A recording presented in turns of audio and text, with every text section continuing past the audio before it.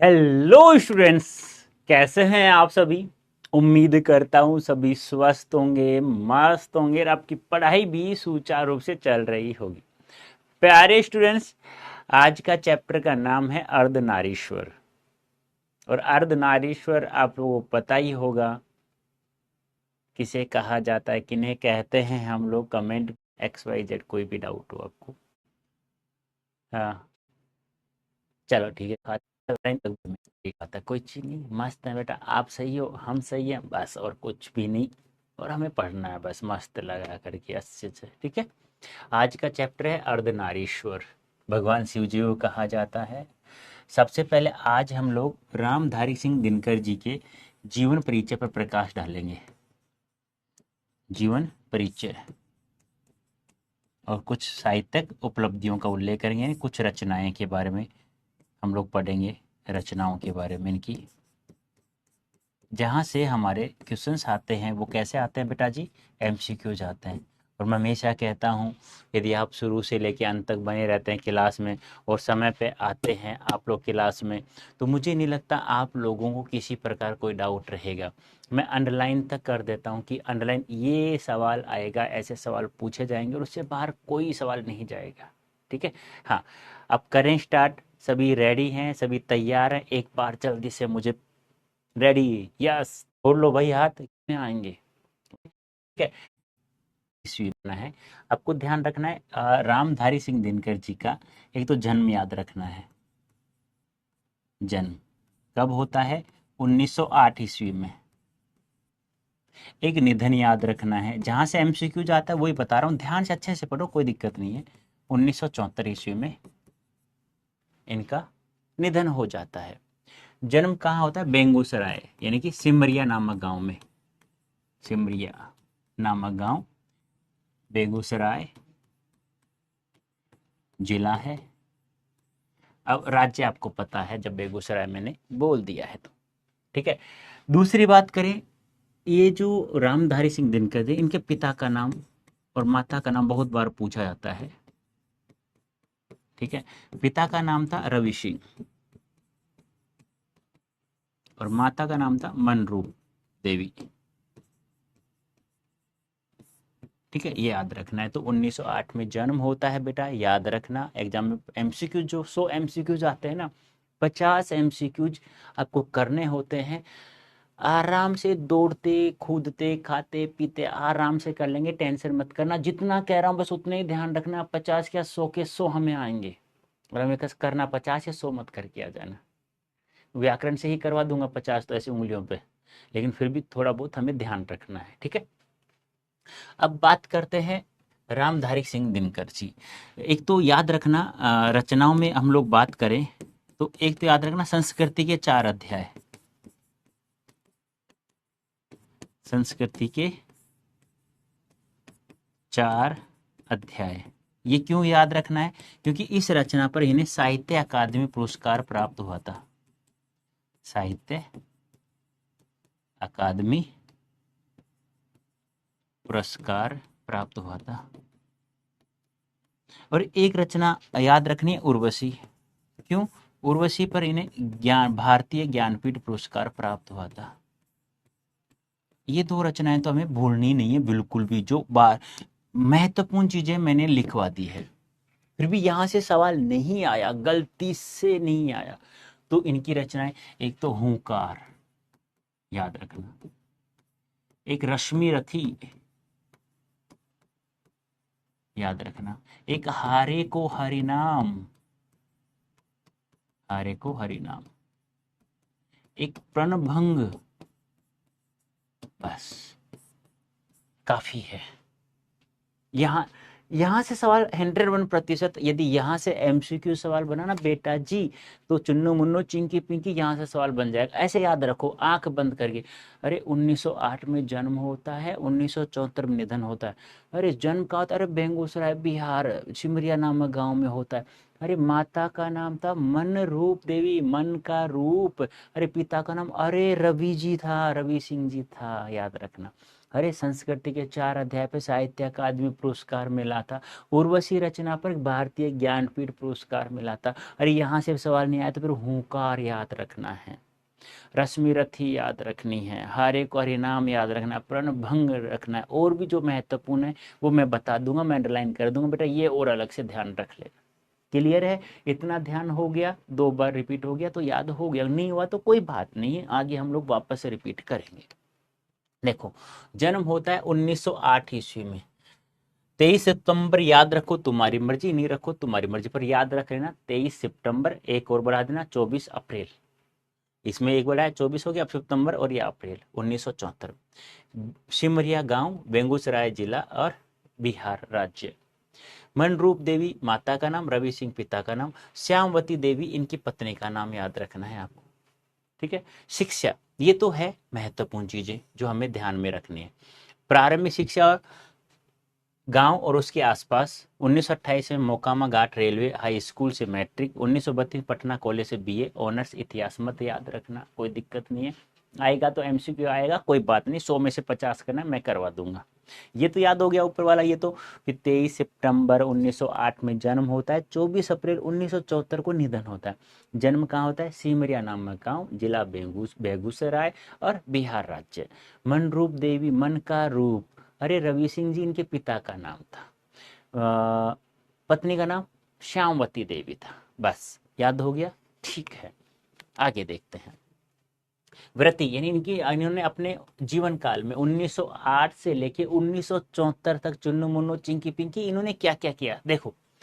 प्रधानाध्यापक HE school Barbigha के थे, सब रजिस्ट्रार, सब डायरेक्टर, जनसंपर्क विभाग, बिहार विश्वविद्यालय में हिंदी के प्रोफेसर, भागलपुर विश्वविद्यालय में उपकुलपति, हिंदी सलाहकार के रूप में कार्य। याद मत करना, मत देखना ही नहीं है, मत देखो, ठीक है? ओके। साहित्य का विरोध, साहित्य में इनकी रुचि किस किस में थी वो देखो। 1925 में छात्र सहोदर नाम से पहली कविता प्रकाशित, याद रखना, अंडरलाइन कर, जो अंडरलाइन करूँ ना, जहां जहां मैं अंडरलाइन करूँ ना, बस वो ध्यान रखना है आप लोगों, और कुछ भी ध्यान नहीं रखना है। जहां जहां मैंने अंडरलाइन किया है वो ही ध्यान रखना है, प्रत्येक सेशन में अंडरलाइन करता हूं मैं। क्लियर है?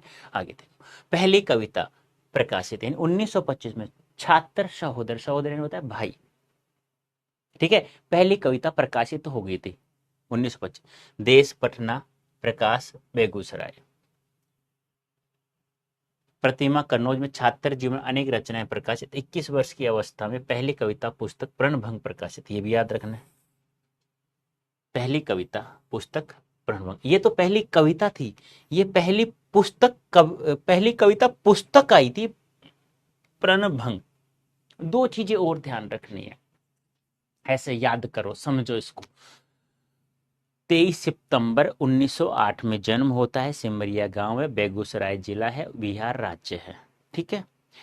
फिर 24 अप्रैल, 23 में एक जोड़ दो, 24 अप्रैल 1974 में निधन हो जाता है। श्यामवती देवी इनकी पत्नी का नाम था, मनरूप देवी इनकी माता का नाम था, रवि सिंह इनके पिता का नाम था। पहली कविता आती है 1925 में छात्र सहोदर के नाम से, लेकिन पहली कविता पुस्तक प्रणभंग के नाम से आती है 21 वर्ष की अवस्था में। यही आपको ध्यान में रखना है बस। क्लियर है यहां तक? अब आगे देखिए, प्रमुख रचनाएं प्रणभंग, रेणुका याद रखना, होकार, रशवंती, क्रुच, और भाई इसको मैं कैसे भूल गया, कुरुक्षेत्र बहुत महत्वपूर्ण, रश्मि रथी, नील कुसुम, उर्वशी, परशुराम की प्रतीक्षा, वेरी गुड, कोमल और कवित्व, हारे को हरिनाम, नील कुसुम भी ध्यान रखना, ठीक है? मिट्टी की ओर, अर्धनारीश्वर, संस्कृति के 4 अध्याय, वट पीपल, शुद्ध कविता की खोज, दिनकर की डायरी आदि। संस्कृति के 4 अध्याय पर साहित्य अकादमी, उर्वशी पर भारतीय ज्ञानपीठ पुरस्कार, राज्यसभा के सांसद रहे, पद्म भूषण, कई अलंकर सम्मान भी प्राप्त हुए, ठीक है? राष्ट्र कवि के रूप, हाँ ये भी याद रखना, द्वितीय राष्ट्र कवि कहा जाता है। अब ये चीजें भी आपको ध्यान में रखनी, ये याद कैसे होंगी, सर कैसे याद करें इनको?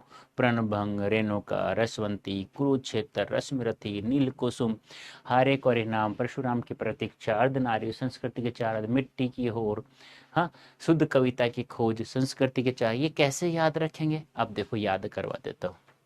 जो महत्वपूर्ण महत्वपूर्ण वापस सुन लो। रामधारी सिंह दिनकर को द्वितीय राष्ट्र कवि भी कहा जाता है, द्वितीय राष्ट्र कवि भी कहा जाता है। प्रथम राष्ट्र कवि मैथिली शरण गुप्त जी। ठीक है, महत्वपूर्ण महत्वपूर्ण बात बता रहा हूं मैं आपको। एक याद रखना कि साहित्य अकादमी पुरस्कार, साहित्य अकादमी पुरस्कार किस रचना पर प्राप्त हुआ? संस्कृति के 4 अध्याय, संस्कृति के 4 अध्याय। महत्वपूर्ण महत्वपूर्ण चीज, सबसे ज्यादा महत्वपूर्ण वही चीज बताना जहां से सवाल आता है। फिर एक याद रखना, भारतीय ज्ञानपीठ पुरस्कार किस रचना पर प्राप्त हुआ?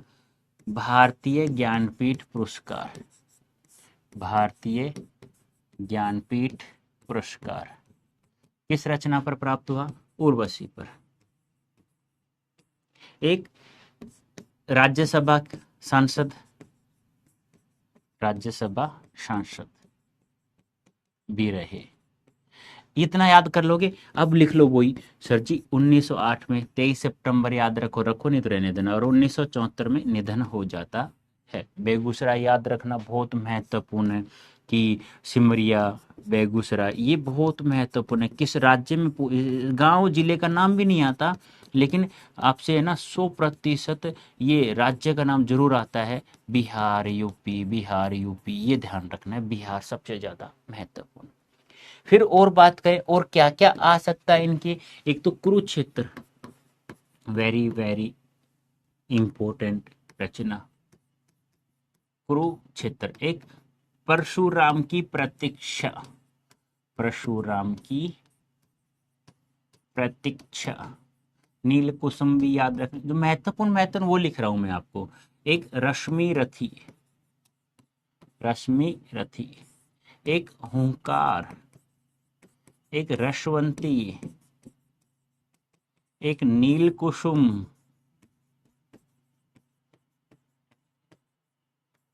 हारे को हरिनाम,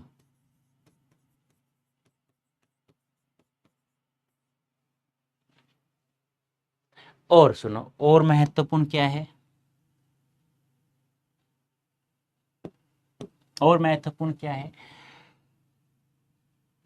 1925 ईस्वी में इनकी पहली कविता, फर्स्ट कविता, क्या नाम था? छात्र सहोदर आ गई पहली कविता। फिर एक याद रखना, 21 वर्ष की अवस्था में प्रणभंग के नाम से इनकी पहली कविता पुस्तक आ गई थी। बस इसके अलावा और भी यदि आ जाए, माता का नाम मन का रूप, मन रूप देवी जी, पिता का नाम अरे रवि सिंह जी, पत्नी का नाम श्यामवती देवी। बताओ, अभी तक मैंने जो पढ़ाया है ना वो पूरा का पूरा मैंने लिख दिया, जहां से सवाल आएगा। इससे बाहर चला सवाल चला जाए तो कहना सर जी आपने पढ़ाया ये सवाल चला गया। बेटा जाएगा नहीं, 100% कह रहा हूं। पर आपको ऐसे बिना देखे, अभी ना इसको 5 से 7 बार पढ़ना, आराम आराम से 5 से 7 बार। ठीक है, 5 से 7 बार क्या करना है? पढ़ना है। फिर बिना देखे लिखना है। मान लो भूल गए कुछ, यार जन्म कहाँ हुआ, पीडीएफ देखो तुरंत, अरे हाँ सिमरिया, बेगूसराय, बिहार, लिख दो उसको बिना देखे। फिर मतलब वो याद, ऐसा नहीं कि बिना देखे लिख रहा हूं और कुछ भूल गया, छोड़ना मत, वापस तुरंत उसी समय देखो और उसी समय फिर लिख दो उस चीज को। जिंदगी में कभी नहीं भूलोगे मेरे चुन्नू मुन्नू चिंकी पिंकी, एक भी सवाल बाहर नहीं जाएगा। 100% नंबर दिलाऊंगा, 100%। एक भी काम करना, छोटे छोटे आप काफी है ना, बताया जाए सवाल आ सकता है और कुछ मत करना, याद हो गया होगा। अब और कौन कौन से सवाल आ सकते हैं वहां मैं अंडरलाइन कर दूंगा। जो मैं कह दूं मत पढ़ो, मत पढ़ना, उसे मैं कह दूं हाँ ये अंडरलाइन किया, पढ़ लो, पढ़ लेना बस, और मेरे ऊपर छोड़ दो सब कुछ, पूरा पेपर छपेगा जो का। अब आगे देखिए, अब यहाँ से और क्या क्या सवाल आ सकता है वहां मैं अंडरलाइन कर दूंगा। दिनकर छायावादोत्तर युग के प्रमुख कवि, ये याद रख लेना। छायावादोत्तर क्या होता है? छायावाद के, छायावादोत्तर छायावाद के बाद के, है ना। छायावादी कवि भी मान लेते हैं लेकिन छायावाद के बाद में आ जाता है। छायावादोत्तर कवि वे भारतीय युग से प्रवाहमान राष्ट्रीय भावधारा की एक महत्वपूर्ण आधुनिक, भारतीय युग से प्रवाहमान राष्ट्रीय भावधारा की एक महत्वपूर्ण, मत याद रखना, सवाल बन सकता है वैसे, मत याद रखना, 100 सवालों में 50 से तो करने ना लाएगा हम लोगों को। कविता लिखने से की शुरुआत उनमें 30 के दशक में ही कर दी थी, किंतु अपनी संवेदना और भावबोध से वे चौथे दशक के प्रमुख कवि के रूप में पहचाने गए। उन्होंने प्रबंध, मुक्तक, गीत, प्रगीत, काव्य, नाटक इत्यादि अनेक काव्य शैलियों सफलतापूर्वक उत्कृष्ट रचनाएं प्रस्तुत की। अब ये प्रबंध, मुक्तक, गीत, प्रगीत मत याद रखो, पर मैं समझा देता हूँ फिर। मुक्तक क्या होता है? कहते हैं ना कि किसी व्यक्ति के जीवन के बारे में पूरा हिस्सा लिख देना प्रबंध हो जाता है। छोटे छोटे टुकड़े लिख देना, मेरा जीवन लिख दिया छोटा सा, दूसरा किसी का लिख दिया, फिर किसी का, वो छोटे छोटे होते हैं मुक्तक रचना। आपको ध्यान नहीं रखना है, मत याद रखो क्या क्या लिखा, ठीक है, समझो मत। क्योंकि देखो, एक तो इंसान को ज्ञानी बनना होता है, एक इंसान को लेवल के अकॉर्डिंग मेरिट में आना पड़ता है। तो तुम्हें क्या पसंद है? सबको पसंद है ये। ज्ञानी मत बनो किसी चीज का, जितना बताया जाए उतना करो, लेवल के अकॉर्डिंग पढ़ो। हर एग्जाम को लेवल के अकॉर्डिंग पढ़ना चाहिए। ज्ञानी बनने के लिए नहीं पढ़ना चाहिए। ज्ञानी बनने वाले ज्ञानी के ज्ञानी ही रह जाते हैं, वो घूमते रह जाते हैं नालायक। ठीक है, आपको नहीं करना ऐसा, ठीक है। हाँ, प्रबंध काव्य के क्षेत्र में छायावाद के बाद कवि उनकी उपलब्धियां सबसे अधिक और उत्कृष्ट है। प्रबंध काव्य को महाकाव्य भी कह सकते हैं, पर आपको ध्यान मत रखो। भारतीय और पाश्चात्य साहित्य का उनका अध्ययन, अनुशीलन विस्तृत गंभीर है। ये भारतीय एक साहित्य होता है जिसमें प्रत्येक कवि लेखकों ने रचनाएं लिखी। पाश्चात्य काव्य शास्त्र होते हैं, विदेशी काव्य, विदेशी लेखक कवि होते हैं, उन्हें कहा जाता है। उनकी छाप उनके काव्य और गद्य दोनों पर है। स्वभावतः गद्य पर अधिक स्पष्ट और मुखर है। गद्य और पद जानते हो ना, पद जिसे काव्य खंड या कविता खंड कहते हैं। छंद सहित रचना को पद कहा जाता है, छंद रहित रचना को गद्य कहा जाता है, ठीक है। जातीय महाकाव्य महाभारत और व्यास की कवित्व प्रतिभा का दिनकर पर वैभववर्धक प्रभाव है। जातीय महाकाव्य और महाभारत व्यास की कविता प्रतिभा का दिनकर पर। अब देखो, ये सवाल नहीं भी ध्यान रखो ना, इसे भी मैं अंडरलाइन कर देता हूं। ध्यान रखो तो रख लेना, क्योंकि 100 में से 50 से सवाल करना है। अब ये महत्वपूर्ण सवाल बन सकता है, इसलिए मैंने अंडरलाइन किया है, वरना छोड़ देना, कोई दिक्कत नहीं है, याद नहीं हो तो। इतिहास में दिनकर ने में इतिहास, सांस्कृतिक परंपरा, गहरी चेतना और समाज राजनीति दर्शन का वैश्विक परिप्रेक्ष्य बोध है, जो उनके साहित्य में अनेक स्तरों पर। अब आपको यहाँ पे ना 2 ही लाइनें याद रखनी, एक ही कर लो बस, काफी है कि छायावादोत्तर युग के प्रमुख कवि हैं बस, और कुछ मत ध्यान रखना। और भी ध्यान रखो फिर ये कर लेना, भारतीय प्रवाह में राष्ट्रीय भावधारा, और दूसरा महाभारत और व्यास की जी का इनका प्रभाव पड़ता है, बस और कुछ भी नहीं। ये तो मैंने ऐसे कह दिया कि हाँ बन सकता है। हाँ, 100 में 100 सवाल करने होते ना, तो फिर ये याद करना पड़ता, और कुछ नहीं, ठीक है। उसमें से एक याद रखना, छायावादोत्तर। अब गद्य के क्षेत्र में दिनकर अनेक उल्लेखनीय कृतियां दी हैं, जो अनेक अर्थों में उनके युग की उपलब्धि भी मानी जा सकती हैं। काव्य चिंतन, संस्कृति चिंतन, भाषा चिंतन, समाज चिंतन आदि को लेकर उनके गद्य लेखन की अनेक कोटियां बनती हैं। उनके गद्य में विषय वस्तु, शैली, विधा और गद्य रूप की दृष्टि से पर्याप्त विविधता है। सामान्यतः उनका साहित्य, विशेषकर गद्य साहित्य, संबोधित साहित्य, लेखक जानता है कि वह किनके लिए लिख रहा है। उनकी रचनाएं उस वक्त तक मन चाहे रूप में संप्रेषित हो जाती हैं। स्वभावतः दिनकर के साहित्य में एक प्रत्यक्ष, कुछ भी याद मत करना, यहाँ से पढ़ना ही मत इसको, ठीक है।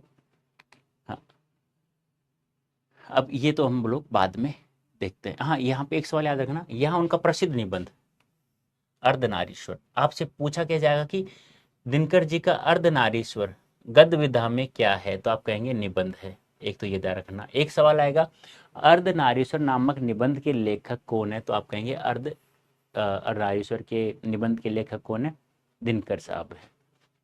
अर्धनारीश्वर भारत का एक मिथकीय प्रतीक है, मिथकीय प्रतीक है, जिसमें दिनकर, मिथकीय क्या होता है कि जैसे कथाओं के अनुसार, जिसे हम लोग कहते हैं ना कि मिथक, झूठ जिसे कहते हैं, लेकिन क्यों दंतियाँ कहावत में भी इन्हीं में आ जाती है। तो मैंने स्टार्ट में कहा ना, एक ग्रंथों या कथाओं के अनुसार मिथकीय प्रभाव चल रहा है, ऐसा कि मिथकीय चल रहा है कि यार जब ब्रह्मा जी सृष्टि का निर्माण करना बंद हो गया था ना, तब शिव जी ने स्त्री और पुरुष दोनों का रूप धारण कर लिया था, क्योंकि बिना स्त्री के पुरुष अधूरा है और बिना पुरुष स्त्री के अधूरा है। तो वही बात यहाँ थी, इसीलिए हुआ। तो मिथकीय प्रतीक है, याद रखना, भारत का एक मिथकीय प्रतीक है अर्धनारीश्वर, जिसमें आधा पुरुष, ऐसा ऐसा कहते हैं कि ये आधा आपने कभी देखा कोई आधा पुरुष हो आधा नारी हो, देखा? तो मिथकीय तो हो गया, अपने झूठी तो हो गया, मिथकीय तो ऐसा हमने सुना है कथाओं के अनुसार, मेरे मुख से किसी और मुख से ऐसा सुना है, तो मिथकीय होता है। जिसमें दिनकर ने अपनी मन चिता आदर्श निरूपित होते देखते हैं, अपने मन चिता यानी कि अपने मन के अकॉर्डिंग, जैसा उन्होंने सोचा है देखा है बस वही लिखा है। यह उनका प्रिय प्रतीक है, यह उनका यानी कि किनका, दिनकर साहब का प्रिय प्रतीक कौन सा, मिथकीय प्रतीक है, जो प्राय उनके काव्य और गद्य साहित्य में प्रत्यक्ष और परोक्ष रूप में, इन दोनों रूपों में, आंखों के सामने भी होता है और कल्पना के रूप में, परोक्ष रूप में भी होता है, विचारों में भी होता है और प्रत्यक्ष भी होता है, प्रतिधन अक्षी यानी आंखों के सामने, परोक्ष यानी कि एक विचार रूप में, कल्पना के रूप में, और काम करता दिखलाई पड़ता है। जीवन भर यह दिनकर का उपास्य आदर्श बना रहा, यानी कि जिसे हम लोग पूजा कर सकते हैं, उपास्य देवता जिसे कहते हैं। उनके संवेदना, भावबोध और काव्य संस्कार पर इसका गहरा असर है। इस प्रतीक के सांस्कृतिक अभिप्राय क्या है, क्या यह आज के सामान्य मनुष्य और सभ्यता के लिए भी कोई अर्थ और संदेश रखता है? दिनकर इस परिप्रेक्ष्य में इस निबंध में विचार करते हैं। दिनकर ने जन्म शताब्दी वर्ष में इस प्रिय प्रतीक पर उनके द्वारा फुर्सत से सोचते हुए लिखे गए इस निबंध द्वारा हम लेखक के मौलिक अखंड स्वरूप की एक झलक पा सकते हैं, जो प्राय ओट और धुंधले के में रहता रहता आया है। यानी ओट यानी क्या, छिपा हुआ, धुंधला धुंधला दिखाई देता है। इसमें कुछ मत ध्यान रखना है, ये याद रखना है बस, कौन कौन सवाल। अर्धनारीश्वर गद्य विधा में क्या है, निबंध है। अर्धनारीश्वर निबंध के लेखक कौन है, रामधारी सिंह दिनकर है। अर्धनारीश्वर रामधारी सिंह दिनकर का प्रिय प्रतीक कौन सा, मिथकीय प्रतीक, और भारत का मिथकीय प्रतीक ही है अर्धनारीश्वर, आधा पुरुष और आधा महिला, आधा स्त्री। बस ये ध्यान रखना और कुछ भी ध्यान नहीं रखना। अब एक कथन है दिनकर साहब का, क्या कहते हैं याद मत रखना, पूछा नहीं जाएगा, मैंने तो मुझे अच्छा लगा, किताब में दिया हुआ है तो मैंने लिख दिया। जिसे हम आधुनिकता कहते हैं वह प्रक्रिया का नाम है, यह प्रक्रिया अंधविश्वास से बाहर निकलने की प्रक्रिया है। जिसे हम आधुनिकता कहते हैं, उन्होंने इसे क्या कहा, एक प्रक्रिया कहा है। यह प्रक्रिया क्या करती है, अंधविश्वास जो होता है ना, उससे बाहर निकालने की एक प्रक्रिया है आधुनिकता। यह प्रक्रिया नैतिकता में उदारता बरतने की प्रक्रिया है। नैतिकता में यानी कि जिसे हम लोग कहते हैं ना कि अंधविश्वास को बाहर निकालना है, उस प्रक्रिया को क्या कहता है, हम हमारे जीवन में व्यवहार में अपनाएं उसे नैतिक रूप से। यह प्रक्रिया बहुवादी बनने की प्रक्रिया है, बुद्धिवादी दिमाग वाला इंसान बनने की प्रक्रिया है। यह प्रक्रिया धर्म के सही रूप पर पहुंचने की प्रक्रिया है, धर्म अच्छे अपने धर्म का पालन करे, दूसरे धर्म का पालन करे, ऐसी प्रक्रिया। आधुनिक वह है जो मनुष्य की ऊंचाई उसकी जाति या गोत्र से नहीं बल्कि उसके कर्म से नापता है। आधुनिक रूप कैसा है, पहले लोग क्या करते थे ना, लाइक ये माली है, ये यादव है, ये चमार है, ये भंगी है, ये गुजर है, इनके साथ मत बैठा करो, अरे ये माली है इसके साथ मत बैठो, अरे गुजर है मत बैठो इसके साथ, अरे ये तो मेरा भाई है चमार है मैं तो इसके साथ बैठूंगा, अरे ये तो सिख है, अरे ये तो ईसाई है, अरे ये तो मुसलमान है, ये हिंदू है। पहले ऐसा करते थे। तो वो आधुनिक, वो अनपढ़ वालों का था। कुछ ज्यादा ज्ञानी बन गए पढ़ते पढ़ते नालायक लोग। ऐसे नीच लोगों के साथ मत रहा करो जो जाति पाति वो धर्म से संबंधित बातें करते रहते हैं। आप पढ़े हुए हो, आप आधुनिक समाज के लोग हो, जो एक प्रक्रिया के रूप में आता है, जो आपको अंधविश्वास से बाहर निकालता है। आपको एक ऊंचाई के शिखर पर पहुंचना है, आपको किसी का बुरा नहीं बोलना है, ना कहना है, ना ही सोचना है। वही बात यहाँ है, आपको एक अच्छा इंसान बनना है, सबको सम्मान, जहाँ दिल मिल गया, जहाँ आपको मन मिल गया किसी दोस्त से, लड़का हो लड़की हो, उससे बैठो आराम से बातें करो, खाना खाना साथ साथ खाओ, आराम से घूमो, ऐश करो, मस्ती करो, खाएंगे पिएंगे ऐश करेंगे, और क्या है, ऐसे रहना। आधुनिक वह है जो मनुष्य मनुष्य को समान समझता है। आधुनिक समय वह है जो मनुष्य को मनुष्य समझता है।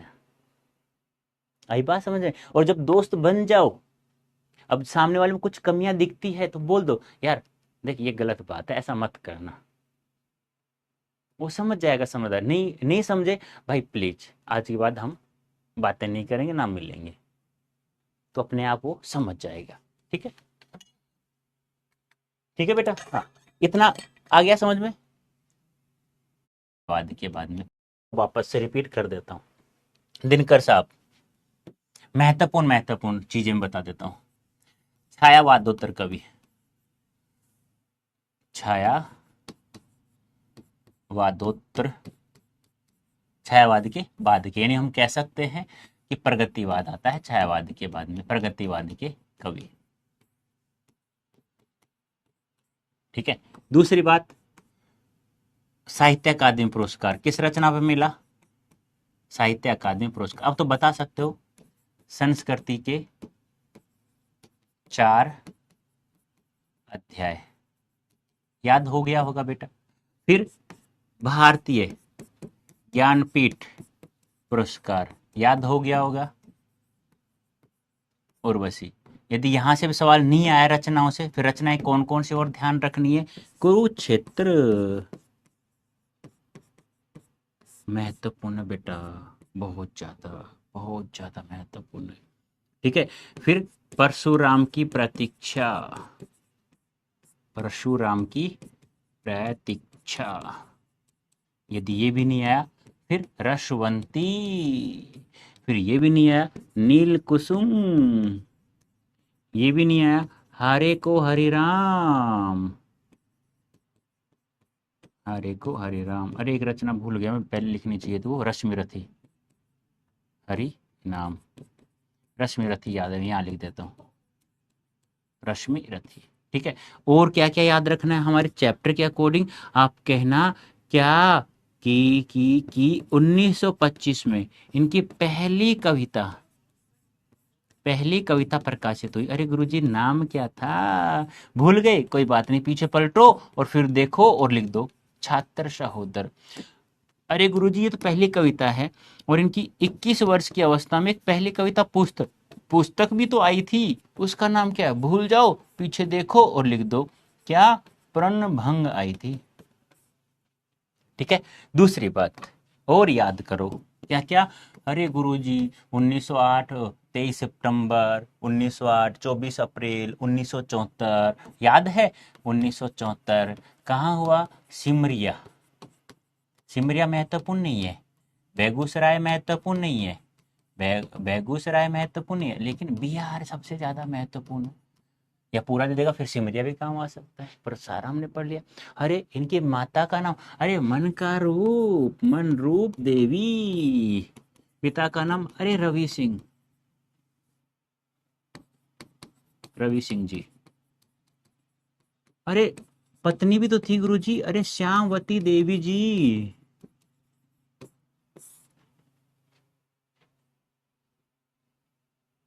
कोई दिक्कत बताओ मुझे। और इसके अलावा मैंने बताओ और क्या बताया मैंने आपको, और देख लेते हैं। इसको तो आधुनिक तो आपको समझना ही नहीं है, क्योंकि ये सवाल ऐसा नहीं आएगा।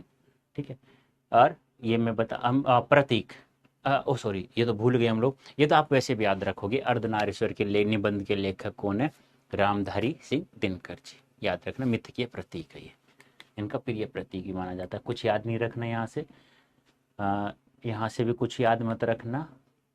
ठीक है, ये मैं बता चुका था पहले, ये मैं बता चुका था आप लोगों को, कोई दिक्कत नहीं है इसमें। ठीक है, ये मैं बता चुका हूँ आप लोगों को। अब मुझे ये एक बात बताओ, अभी तक जो मैंने पढ़ाया समझ में आया? यस यस कर दो, बेना बेरा चुन्नू मुन्नू चिंकी पिंकी बेटा जी, आया समझ में? फिर मैं आगे बढ़ूं। हर्ष, मेरा रीड करो बेटा जी। पूछा जाता है कि जो अर्धनारीश्वर है ना, जो चैप्टर है अर्धनारीश्वर, अर्धनारीश्वर, जो अर्धनारीश्वर,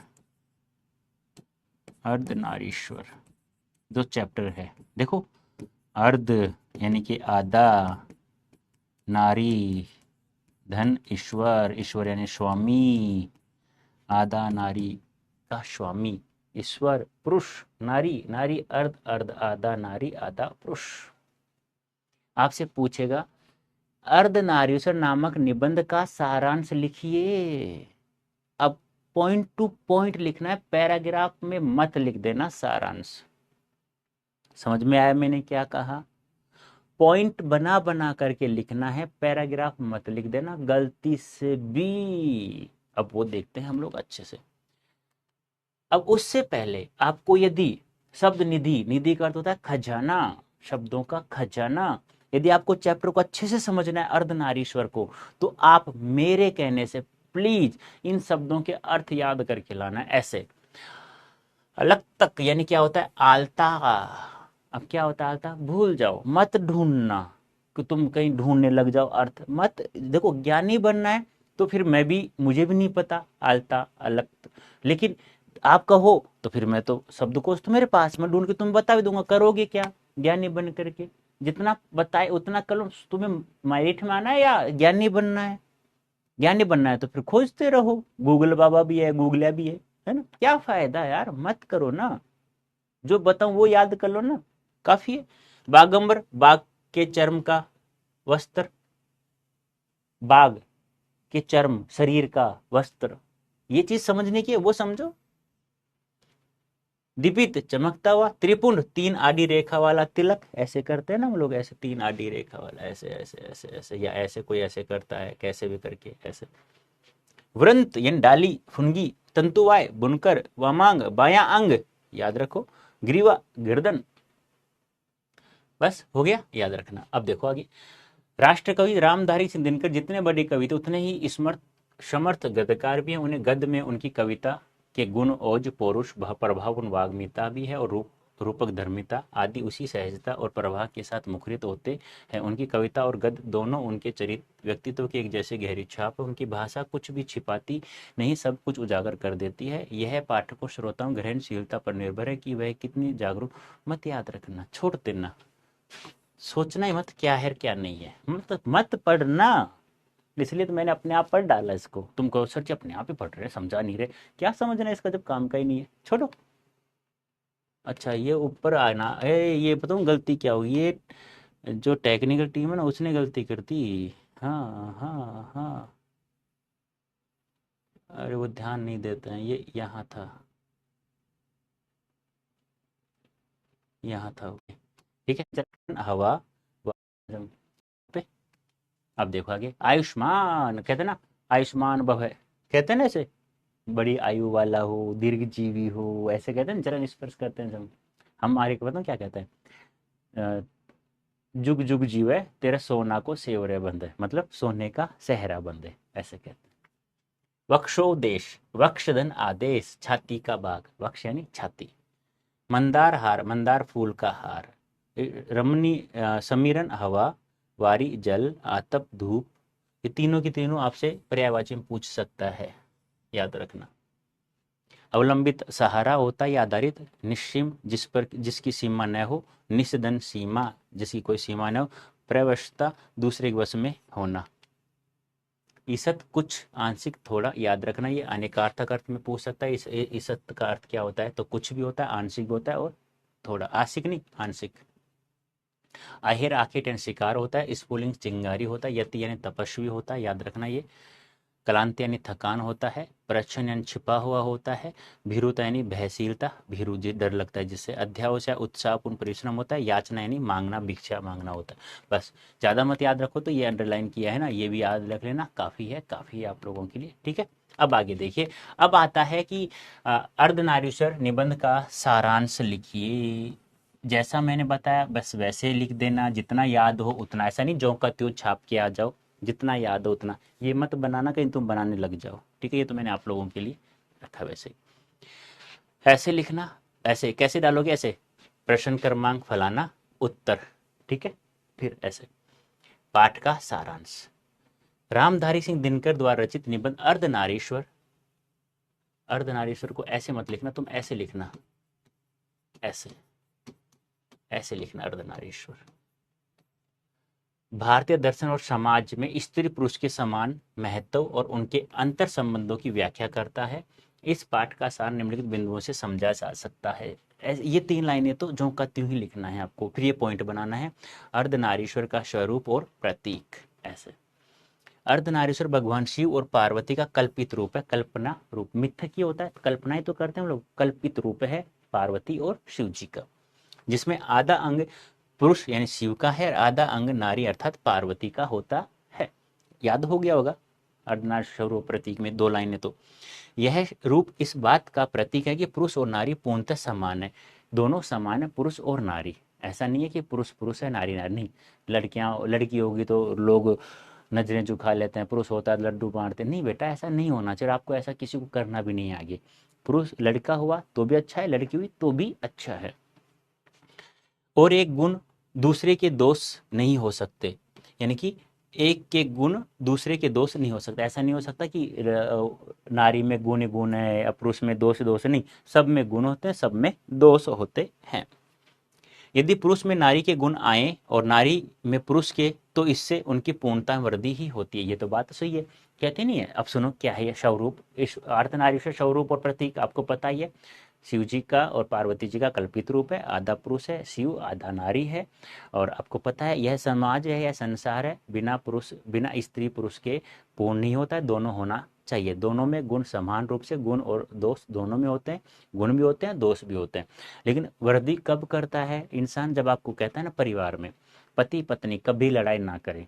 पति गुस्से में है तो पत्नी को नीचा दे देना चाहिए, पत्नी गुस्से में तो पति को नीचा दे देना। मतलब यदि जिस घर में, सच बता रहा हूं, पति पत्नी ने लड़ाई नहीं की, लड़ाई ऐसे कर लो बातों से नॉर्मल वे में, कोई दिक्कत नहीं, ऐसा तो नहीं लड़ाई नहीं हो, नॉर्मल वे में। ऐसा नहीं कि अभी मनमुटाव हुआ 2 सेकंड बाद बोल लो, कोई दिक्कत नहीं है।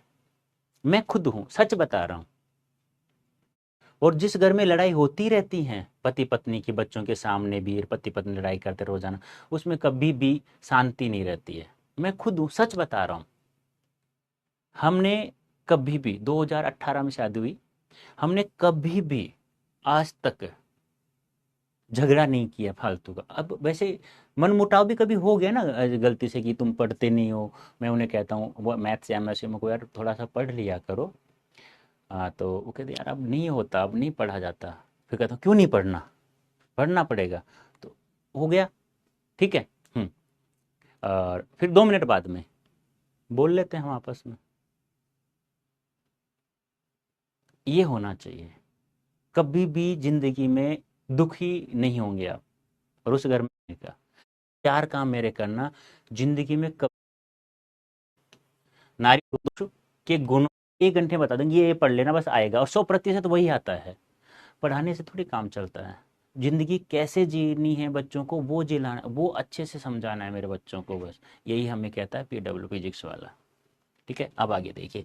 तो अर्धनारीश्वर स्वरूप और प्रतीक समझ में आ गया। अब देखिए आगे दूसरा पॉइंट क्या है, स्त्री पुरुष के गुणों का अंडरलाइन जरूर करना, स्त्री पुरुष गुणों का समन्वय, दोनों का समन्वय, तालमेल जिसे कहते हैं। देखो दिनकर जी का मानना है कि प्रत्येक मनुष्य को दोनों में दोनों तत्व सही लिखना है इसे, तत्व मौजूद, दोनों तत्व मौजूद होते हैं।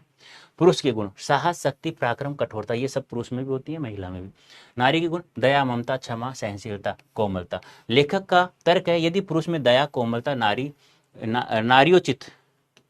नारियोचित आ जाए तो वह आवश्यक विनाश से बच सकता है। इसी प्रकार यदि नारी में साहस, स्पष्टवादिता आ जाए तो वह अधिक सशक्त बनेगी। सभी गुण सब में होने चाहिए। ये कब होगा, जब दोनों समझेंगे, पति पत्नी आपस में दोनों समझेंगे। तो ऐसा नहीं कि सर हम तो नहीं है पति पत्नी, अरे बनोगे, नहीं बनने से काम भी नहीं चलेगा। कहा ना, जब ब्रह्मा जी ने सृष्टि निर्माण बंद हो गया था करना, तो शिव जी ने सोचा ये तो गलत है, दोनों पुरुष और नारी दोनों का रूप धारण कर लिया, क्योंकि दोनों अलग अलग नहीं रह सकते। जीवन यही है, संसार यही है। ठीक है, ये ध्यान रखना। तो दोनों में गुण, ये दोनों गुण याद रखना ना, पुरुष के गुण साहस, शक्ति, पराक्रम, कठोरता, और नारी के गुण दया, ममता, ये सब चीजें याद रखना। अब पराधीनता और श्रम का विभाजन, एक पराधीनता, एक स्वाधीनता, एक श्रम का विभाजन। कुछ कार्य पुरुष के होते हैं, कुछ कार्य स्त्री के होते हैं, लेकिन ऐसा नहीं होता है। सब आजकल सब समान हो गई है। देखो लेखक ने इतिहास का विश्लेषण करते हुए बताया कि जब से कृषि का आविष्कार हुआ तब से नारी घर के भीतर और पुरुष बाहर रहने लग गया। यानी तब से जब से कृषि का विकास हुआ, कृषि यानी खेती का विकास हुआ, तो पुरुष तो बाहर का कार्य करने लग गया, स्त्री घर का कार्य करने लग गई थी। यहीं से नारी की पराधीनता शुरू हो गई, यहीं से नारी की स्वतंत्रता समाप्त हो गई थी।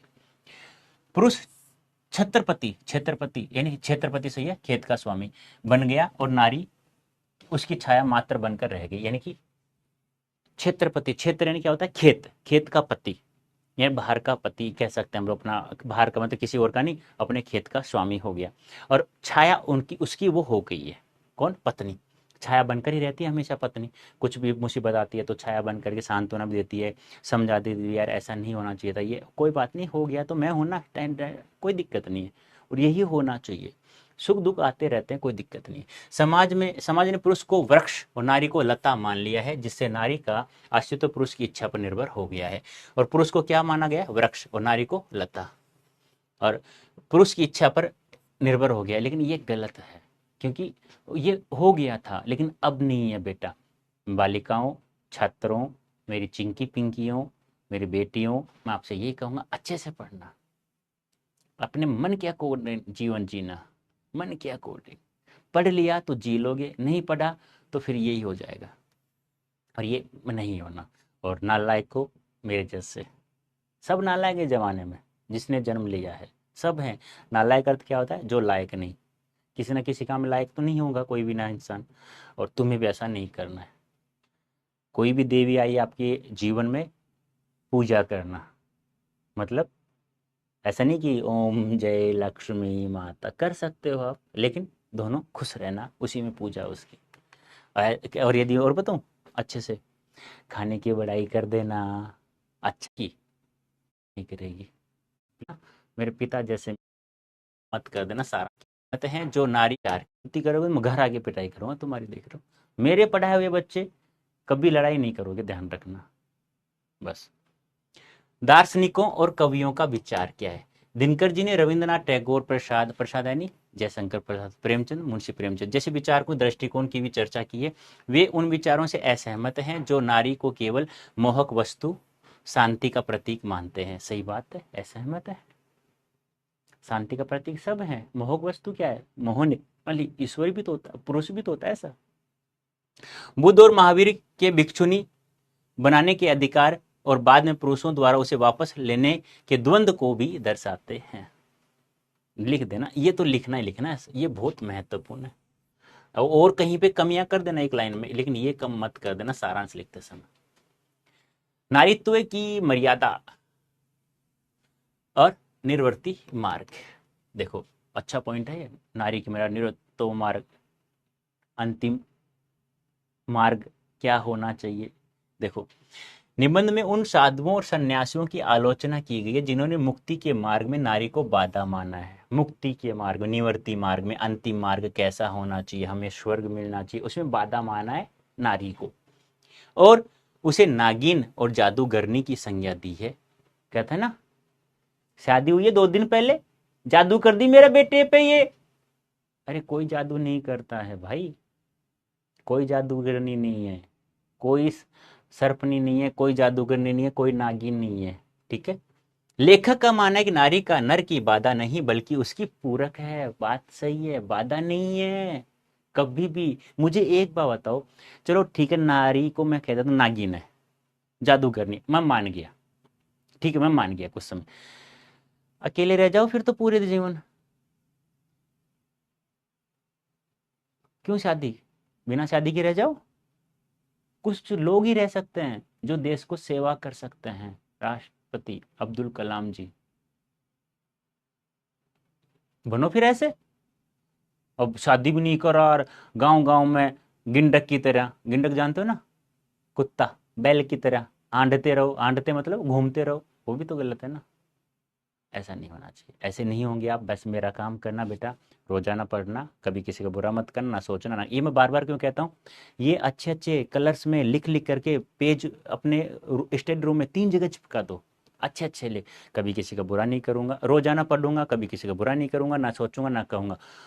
अच्छे अच्छे अक्षरों में लिख लिख करके 3-4 जगह लगा दो अपने स्टडी रूम में, फिर देखो जिंदगी कैसे बदलती है। वर्तमान आवश्यकता, आज के समय में नर नारी के बीच कि इस कृत्रिम दीवार को तोड़ना आवश्यक है, आवश्यक तो है। दिनकर जी ने के अनुसार गांधी ने भी अपने जीवन के अंतिम दिनों में नारीत्व की साधना की थी। महात्मा गांधी जी ने नारी की सम्मान किया था, साधना की थी, पूजा की थी।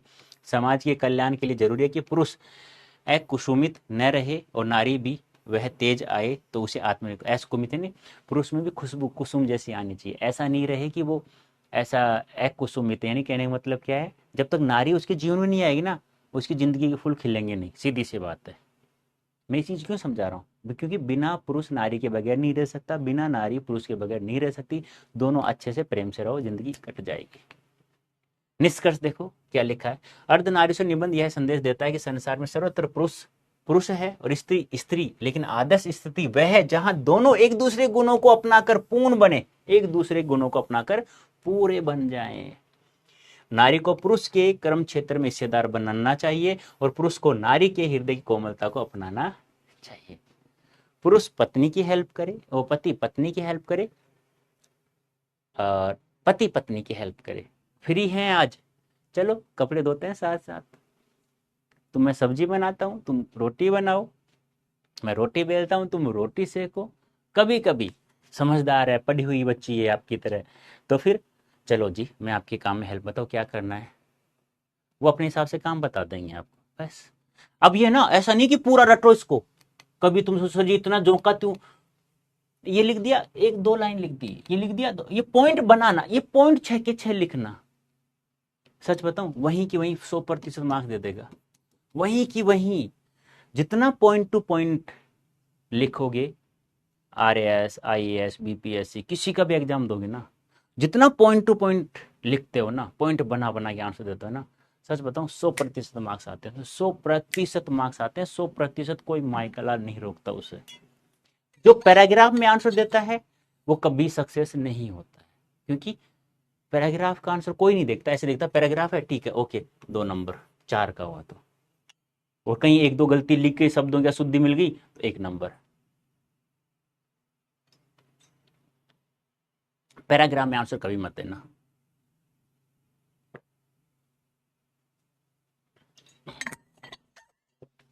ये हो गया आपका सारांश, पाठ का सारांश। अब कल से हम लोग पढ़ेंगे इस पूरे मूल चैप्टर को। अपने गुरुजी से, मैंने गुरुजी है नहीं कि, ठीक है, बाय बाय। और मेरे काम जरूर करना है, चारों के चारों, रोजाना पढ़ना, बुरा नहीं करना, सोचना ना कहना। Bye bye, thank you so much, जय हिंदी।